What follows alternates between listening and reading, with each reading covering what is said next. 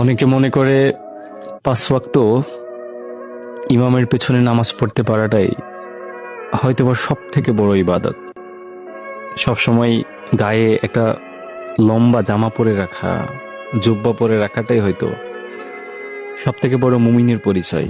অনেকে মনে করে বিশাল বড় লম্বা দাড়ি রাখলেই হয়তোবা মুমিনের সব থেকে বড় আলামত এইটা। অনেকে মনে করে টুপিটা সারাদিন মাথায় দিয়ে রাখাটাই হয়তোবা সব থেকে বড় ইবাদত।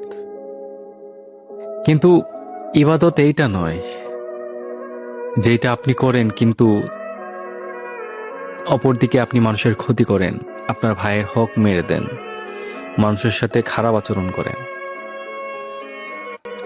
কেউ একজন বলেছিল যে কারো হক মেরে না দেওয়া, কারোর সাথে খারাপ ব্যবহার না করা, এটাও একটা নিঃশব্দ নামাজ। এজন্যে আপনি বাহ্যিক যে নামাজ পড়তেছেন সেই নামাজটাও আসলে এই নিঃশব্দ নামাজের সাথে কোনো একটা জায়গায় সম্মিলিত হয়। আপনি যখন মানুষের হক মেরে দিয়ে নামাজ পড়েন তখন আপনার নামাজ পড়া না পড়া একই কথা।